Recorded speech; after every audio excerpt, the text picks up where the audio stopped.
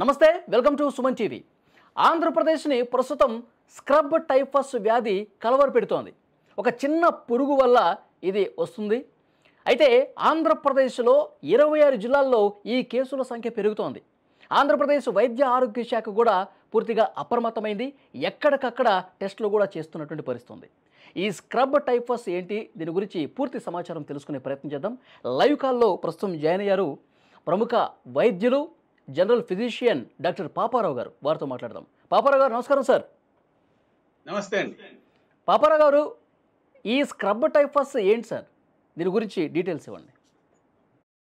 Scrub typhus అంటే ఇది ఒక టైఫస్ ఫీవర్స్ అనే ఒక ఎంటిటీ ఉంది. అందులో ఎపిడెమిక్ టైఫస్, ఎండమిక్ టైఫస్, అలాగే స్క్రబ్ టైఫస్ అనేది ఇది ఒక టైఫస్ ఫీవర్స్ అంటాం. ఇది ఒక ఓవరాల్ గా ఒక గ్రూప్ ఆఫ్ ఫీవర్స్. సో ఈ స్క్రబ్ టైఫస్ అనేది caused by A Rickettsia bacteria. దాన్ని రికెట్సియల్ బ్యాక్టీరియా అంటాం. ఇందులో చాలా రకాల రికెట్సియా ఉంటాయి. అందులో మెయిన్ గా చుచ్చుగా ముషి ఓరియంటాలిస్ అనేది ఈ స్క్రబ్ టైఫస్ కాజ్ చేస్తుంది.